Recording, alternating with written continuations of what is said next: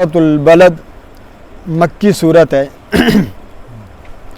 نحمدہ ونصلی ونسلم علی رسولہ الکریم اما بعد فاعوذ باللہ من الشیطان الرجیم بسم اللہ الرحمن الرحیم لا اقسم بہذا البلد وانت حل بہذا البلد ووالد وما ولد لقد خلقنا الانسان فی کبد ایحسب ان لن یقدر علیہ احد یقول اہلکت مالا لبدا ایحسب ان لم یرہ احد الم نجعل له عینین ولسانا وشفتین وہدیناہ النجدین فلاقتحم العقبۃ وما ادراک ما العقبۃ فک رقبۃ او اطعام فی یوم ذی مسغبہ یتیما ذا مقربہ او مسکینا ذا متربہ ثم كان من الذين آمنوا وتواصوا بالصبر وتواصوا بالمرحمة أولئك أصحاب الميمنة والذين كفروا بآياتنا هم أصحاب المشأمة عليهم نار مؤصدة صدق الله العظيم اللهم صل على سيدنا مولانا محمد وعلى آل سيدنا مولانا محمد وبارك وسلم ثم صل عليه۔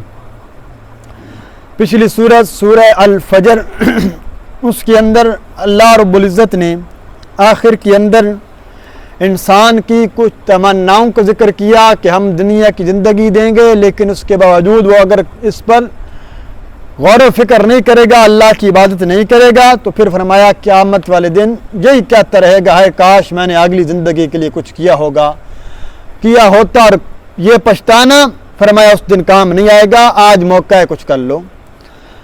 اس کے بعد نفس مطمئنہ کی بات کی کہ انسان کو اپنے آپ کو اس طرح ڈالنا چاہیے کہ اس کا مزاج شریعت کے تحت ہو جائے، شریعت کے تابع ہو جائے، کہ اس کا ہر کام بالکل اسی طرح ہو جس طرح اللہ کی رضا اور منشا ہے۔ اب اس صورت کے اندر بھی اللہ رب العزت انسان کو اپنے کچھ انعامات اور احسانات یاد کروا رہے ہیں، اور اس کے اندر اس بات کا ذکر فرمائیں گے کہ انسان اگر یہ کہے کہ بھائی میں غلط راستے پہ چلا تو مجھے کسی نے بتایا نہیں تھا، فرمایا نا ہم نے ہر انسان کے اندر دونوں راستوں کی سمجھ رکھ دی ہے کہ یہ غلط راستہ ہے، یہ صحیح راستہ ہے۔ اس کے باوجود جب وہ غلط راستے پہ چلتا ہے تو پھر اس کا اپنا قصور ہے، اس کو حساب دینا پڑے گا۔ شروع کے اندر اللہ نے کچھ قسمیں کھائی ہیں اور اس کے بعد انسان کی پیدائش اور اپنی انعامات کا ذکر کیا ہے۔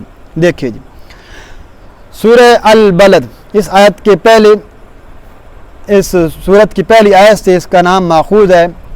بلد شہر کو کہتے ہیں، یہاں خاص شہر مراد ہے مکہ مکرمہ۔ فرمایا لا اقسم بہذا البلد، میں قسم کھاتا ہوں اس شہر کی یعنی شہر مکہ کی، وانت حل بہذا البلد، میں کیوں قسم کھاتا ہوں؟ دو معنی ہیں۔ وانت حل بہذا البلد کہ آپ کے لیے اس شہر مکہ کے اندر جنگ کو حلال کر دیا ہے، اللہ نے آپ کے لیے حلال کر دیا ہے اس شہر مکہ۔ ویسے تو مکہ کے اندر تو شکار کرنا بھی منع ہے، ناجائز ہے، لیکن آپ کے ساتھ ایک دن کے لیے کچھ وقت کے لیے ہم نے اس شہر کی حرمت کو اٹھا لیا ہے۔ دوسرا معنی وَأَنْتَ حِلٌّ بِهَذَا الْبَلَدِ، اس لیے کہ آپ جو چلتے پھرتے ہیں اس شہر کے اندر، آپ جو رہتے ہیں اس شہر کے اندر، وَوَالِدٍ وَمَا وَلَدٍ، اور قسم ہے والد کی، وما ولد اور اولاد کی۔ والد سے مراد ابو البشر حضرت آدم علیہ السلام، اور ولد سے مراد حضرت آدم کی ساری اولاد۔ تین قسمیں اللہ نے کھائی ہیں۔ اللہ فرماتے ہیں مجھے اس شہر مکہ کی قسم ہے۔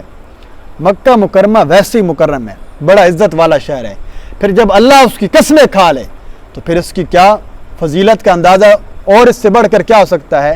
جناب رسول اللہ صلی اللہ علیہ وسلم جب ہجرت کے لیے جا رہے تھے تو کیا الفاظ فرما رہے تھے؟ مکہ اے بیت اللہ، میرا دل تو نہیں چاہتا کہ میں تجھے چھوڑ کر جاؤں، لیکن میری قوم مجھے رہنے نہیں دیتی، اگر یہ مجھے مجبور نہ کرتے تو کبھی میں تجھ سے جدا نہ ہوتا۔ بڑی اللہ کے نبی صلی اللہ علیہ وسلم کو محبت تھی، بار بار مڑ مڑ کر دیکھتے تھے، لیکن اللہ کہتے ہیں اس مکہ شہر کی میں قسم کھاتا ہوں۔ مولا کیوں قسم کھاتے ہیں؟ اس کے اندر بیت اللہ بھی ہے اور بہت سارے مقام ابراہیم بھی ہے, حجر اسود بھی ہے, بہت ساری نسبتیں ہیں مکہ شہر کو حاصل. اللہ کہتے ہیں وہ نسبتیں اپنی جگہ پر ہیں. میں مکہ شہر کی قسم اس لیے کھاتا ہوں کہ اس مکہ شہر کے اندر میرا محبوب پیغمبر چلتا پھرتا ہے. جس زمین کو میرے محبوب پیغمبر کے قدم چھو لیں وہ زمین اور زیادہ معزز ہو جایا کرتی ہے. مکہ پہلے معزز ہے, پھر آپ کی ذات مسکن ہونے کی وجہ سے اس کی عظمت اور بڑھ چکی ہے. ایک تو قسم اس لیے. دوسرا معنی جو میں نے کیا تھا کہ جنگ کو حلال اس لیے کہ فتح مکہ کے موقع پر اللہ فرماتے ہیں کہ ہم آپ کے لیے حلال کر دیں گے ان قریب ایک خاص موقع پر, جب آپ فتح مکہ کریں گے اس موقع پر مکہ کے اندر بھی قتال جائز ہو جائے گا, وگرنہ جائز نہیں ہے. صرف اس دن جائز ہوا تھا کچھ وقت کے لیے, پھر اس دن ختم کر دیا گیا.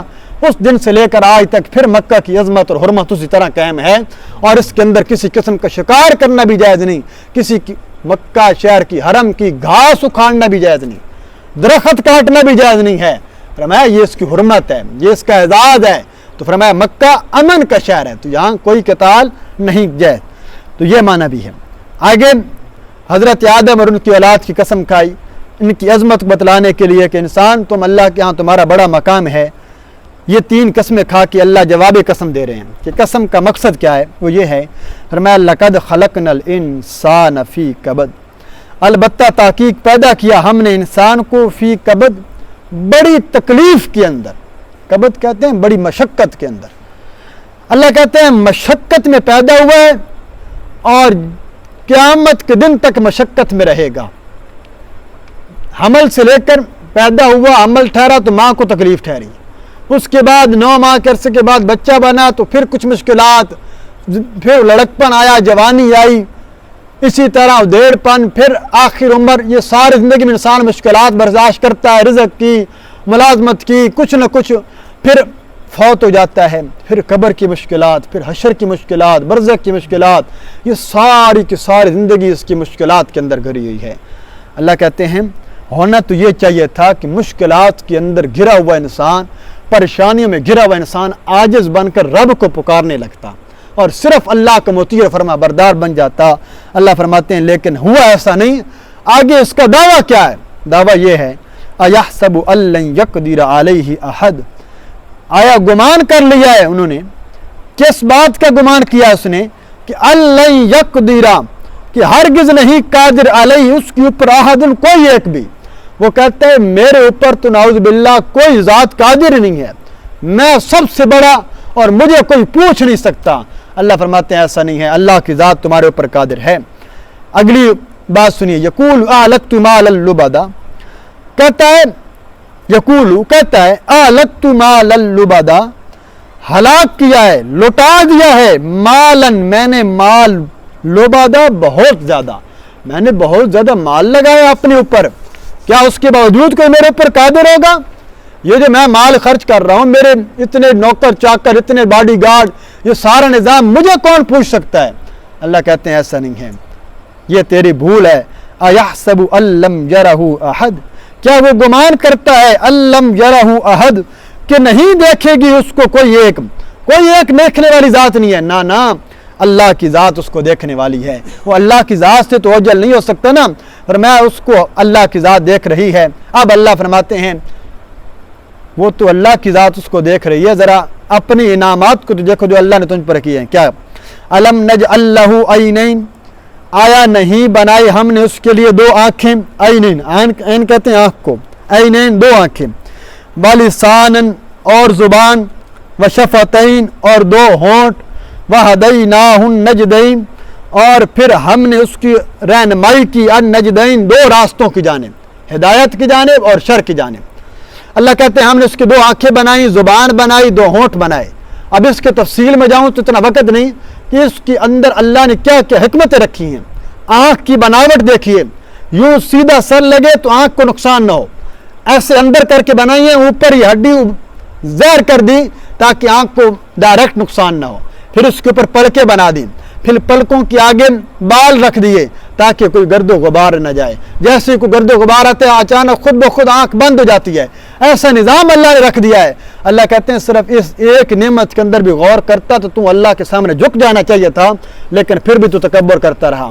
پھر اللہ نے تجھے زبان دی تھی, اس زبان سے سب کچھ کرتا ہے, زبان سے بکواسات بھی کرتا ہے, کفر بھی بکتا ہے, اور بہت کچھ کام کرتا ہے. لیکن اگر چاہتا تو آدھے منٹ کے اندر ایک کلمہ پڑھ لیتا تو مسلمان ہو جاتا, تو ہمیشہ ہمیشہ کی جہنم سے بچ جاتا. لیکن تو نے ایسا نہ کیا. پھر اللہ نے تجھے ہونٹ بھی دیے. پھر ان زبان کو ادا کرنے کے لیے ہونٹ ضروری ہیں. ہونٹ ہوں گے تو زبان بولے گی تو الفاظ سمجھ آئیں گے, ہونٹ نہیں ہوں گے زبان بولتی رہے الفاظ سمجھ میں نہیں آئیں گے. تو اللہ نے صرف 3 نعمتیں گنوائی ہیں, ورنہ تو پورا انسان کا وجود ہی اللہ کی نعمتوں سے بھرا پڑا ہے. اللہ کہتے ہیں صرف ان 3 کے اندر بھی غور کر لے تو یہی کافی ہے. آگے اللہ کہتے ہیں سب سے بڑی نعمت اللہ نے تجھے یہ دی, اللہ نے تیرے اندر ایک مفتی بٹھا دیا جو تجھے بتاتا ہے یہ کام تو ٹھیک کر رہا ہے یا غلط کر رہا ہے. اس کے باوجود تو غلط پہ کرتے رہے وہ تیری مرضی ہے. میں نے بتایا ایک وقت تک وہ ضمیر جھنجھوڑتا رہتا ہے, جب انسان بار بار گناہ کرتا ہے ضمیر جھنجھوڑنا چھوڑ دیتا ہے. اس کے بعد فرمایا اس کا اپنا قصور ہے. اس کے بعد آگے اللہ رب العزت آگے فرماتے ہیں فلک تحمل عقبہ. اصل میں وجہ کیا ہوئی کہ اس کو ہم نے اتنی زیادہ نعمتیں عطا کی. اس کے بعد اللہ فرماتے ہیں فلک تحمل, پس نہیں داخل ہوا العقبہ, وہ گھاٹی کے اندر, گھاٹی میں داخل نہیں ہوا. وجہ کیا تھی, گھاٹی کیا ہے؟ وما ادراک ما العقبہ, اور تجھے کیا معلوم یہ گھاٹی کیا ہے؟ وہ گھاٹی کیا ہے؟ وہ گھاٹی اسلام کے اندر عملاً داخل ہونا ہے. اور عملاً کیسے داخل ہونا ہے اللہ نے اس کے کچھ صورتیں ذکر کی ہیں. دیکھیے پہلی صورت فک رقبہ, گردنیں آزاد کرنا ہے. پہلے زمانے میں ہوتا تھا قید غلاموں کو آزاد کر دینا. گردن سے مراد غلام ہے, کسی کے پاس غلام ہے آپ پیسے دے کر آزاد کر دیں, بہت بڑا ثواب کا کام تھا, بہت زیادہ. لیکن اس آہستہ آہستہ یہ نظام ختم ہوا. لیکن اب بھی مراد یعنی کسی غریب کی مدد کر دینا. اگر وہ قرضے میں جکڑا ہوا ہے تو یہ بھی گردن ماری جاتی ہے, تو فرمایا اس کا قرضہ ادا کر دینا. اخلاص ہر عمل میں اللہ کو بڑا محبوب ہے. میں نے پہلے بھی ایک مثال اس کی دی تھی. ایک یہ ہے کہ آپ کسی کی ظاہری مدد, آپ چاہتے ہیں کہ اس میں زیادہ اخلاص پیدا کریں, محلے کے دکاندار کے پاس جائیں, کسی غریب کا بھائی کتنا کھاتا ہے, اپنی طرف سے اس کے پیسے ادا کر دیں. بھائی یہ میری طرف سے ادا کر دو, اس کو بتلانا نہیں ہے, بس کہنا اللہ نے تیرا انتظام کر دیا. یہ اخلاص کی اعلیٰ مثال ہے. وہ آئے اس کا اوپر سے قرض ہٹ جائے. یہ چھوٹی چھوٹی جو باتیں ہیں نا یہ بڑی خوشی دیتی ہیں. آپ کے دل کو بھی مسرت ہوگی. تو یہ بھی گردن آزاد کرانے میں آ گیا. او اطعام فی یوم ذی مسغبہ, یا کھانا کھلانا ایسے دن کے اندر ذی مسغبہ جو بڑا بھوک والا دن ہے. یعنی جس دن میں, دن سے مراد کوئی خاص دن نہیں, یعنی ایسا دن جب آپ دیکھیں کہ فاقے پہ نوبت ہے, مہنگائی کا دور ہے آج کل, لوگوں کے گھروں میں سفید پوش طبقہ جو مانگ کر کھا لیتے ہیں وہ پھر بھی گزارا کر لیتے ہیں, جو اپنی سفید پوشی کی وجہ سے ہاتھ نہیں پھیلا سکتے, مانگ نہیں سکتے, ان کی مدد کرنا 2 گنا زیادہ. پھر اللہ نے کچھ مصرف بتا دیے کہاں پر, خاص طور پر بھوک والے دن میں کس کو کھلانا ہے؟ یتیمن, یتیم کو کھلانا ہے جس کا باپ فوت ہو چکا ہے, چھوٹے بچے ہیں, معصوم ہیں, بیوہ گھر میں بیٹھی ہے, اس کو فریج کے اندر گوشت فریج بھر دینا کہ جگہ بھی نہ بچے, کچھ نکال کر کچھ یتیم اور بیواؤں کو دے دو. پھر خاص طور پر یتیم کی صفت ذکر کی, ذا مقربہ, وہ یتیم جو تیرا قریبی رشتہ دار بھی ہے, تیرا بھتیجا ہے, تیرے چچا زاد کا بیٹا ہے, تیرا دور کا رشتہ دار ہے, اس کا باپ فوت ہو چکا ہے, اس کی مدد کرنا 2 ثواب ہے. یتیم کی مدد ہے, ساتھ صلہ رحمی بھی ہے, رشتہ داروں کا حقوق بھی ادا ہو رہے ہیں. تو اگر نہ کوئی محلے میں یتیم اس کی مدد کر دو. اس کے علاوہ او مسکین ذا متربہ, کوئی محتاج ہے, غریب ہے, ذا متربہ, متربہ کہتے ہیں تراب سے, مٹی ملا, یعنی ایسا مسکین جس کی حالت انتہائی ناگفتہ ہے, بتلانے کے نہیں. میں نے بتایا سفید پوش طبقہ, اس کی مدد کر دو. یہ تو تھا گھاٹی میں داخل ہونا, لوگوں کی مدد کرو, ان کو قرضے چھڑاؤ, ان کی مدد کرو, ان کو کھانا کھلاؤ, جو کچھ تم کر سکتے ہو کرو. اس کے بعد فرمایا ثم کان من الذین آمنوا, یہ سارے کام تب نفع دیں گے جب یہ والی شرط پائی جائے گی. وہ شرط کیا ہے؟ فرمایا ثم کان, پھر ہو جائے, من الذین, ان لوگوں میں سے, آمنوا, جو ایمان لائے, وتواصوا بالصبر, خالی ایمان لانے کے بعد رک نہیں گئے, لوگوں کو صبر کی تلقین بھی کرتے رہے, وتواصوا بالمرحمہ, اور لوگوں کو تحمل اور برداشت کی تلقین کرتے رہے. ایمان کے بعد سورہ العصر کے اندر فرمایا الا الذین آمنوا وعملوا الصالحات وتواصوا بالحق وتواصوا بالصبر, حق بات کی تلقین کرے اور صبر کی تلقین کرے. یہاں فرمایا یہ نیکی، یہ کھانا کھلانا، یہ یتیموں کا حق دینا، یہ تب کام آئے گا جب ایمان اور عقیدہ ہو۔ اگر عقیدہ اور ایمان نہیں، سارا مال لٹا دے کچھ بھی نہیں ہوگا، جہنم سے نہیں بچ سکے گا۔ ایمان اور عقیدہ پہلی شرط ہے۔ اس کے بعد فرمایا اگر کچھ مشکلات ہیں تو صبر کرنا ہے اور تحمل اور برداشت کرنی ہے۔ یہ ساری صفت کن لوگوں کی ہے؟ فرمایا اولئک اصحاب المیمنہ، یہی وہ لوگ ہیں جو دائیں ہاتھ والے ہیں، یعنی جن کو اعمال نامہ دائیں ہاتھ میں ملے گا۔ اللہم اجعلنا منہم، اللہ ہم سب کو انہی لوگوں میں شامل فرمائے۔ اس کے مقابلے میں فرمایا والذین کفروا، وہ لوگ جنہوں نے کفر کیا، کس کا؟ بآیاتنا، ہماری آیات کا۔ اللہ کی آیات کا انکار میں نے دو وجہ بتایا، ایک ظاہراً قرآن کو نہیں مانتے، دوسرا کیا ہے؟ قرآن مانتے ہیں، قرآن کے احکامات کو نہیں مانتے۔ قرآن توحید کو حکم دیتا ہے، توحید کے خلاف جاتے ہیں۔ قرآن کہتے ہیں اللہ کے نام پر جانور ذبح کرو، جو غیر اللہ کے نام پہ جانور ذبح کرو گے وہ حرام ہو جائے گا، وہ حرام ہو جائے گا، وہ کھانے کے قابل نہیں ہے، لیکن نہیں مانتا ہے، کلمہ پڑھتا ہے۔ پچھلے دنوں کل کی بات ہے غالباً، وہ کسی علاقے کے اندر یہ بحث ہوئی کسی مشرک کے ساتھ، بھائی اللہ کے نام پر جانور ذبح کیا جانا چاہیے وگرنہ حرام ہوتا ہے۔ وہ مولوی صاحب نے لوگوں کو بگایا، یہ جو نعوذ باللہ نبی کا گستاخ ہیں اور یہ یوں کرتے ہیں۔ وہ ایک بندہ اٹھا، اس نے دو بھائیوں کو وہیں پر شہید کر ڈالا گولی مار کر۔ کیوں؟ اس نے کہا تھا بھی اللہ کے نام کے علاوہ اگر اللہ کے نبی کا نام بھی لے کر تم ذبح کرو گے جانور حرام ہو جائے گا۔ کیوں؟ یہ خاص ہے حکم بسم اللہ اللہ اکبر، اگر وہاں کسی بھی نبی ولی کا نام لوگے جانور حرام ہو جائے گا۔ کیوں؟ یہ عبادت ہے، اور عبادت کس کا خاص ہے؟ صرف اللہ کی ذات کا۔ تو یہ مسئلہ سمجھ لینا چاہیے، اس میں کسی قسم کا کوئی شک نہیں۔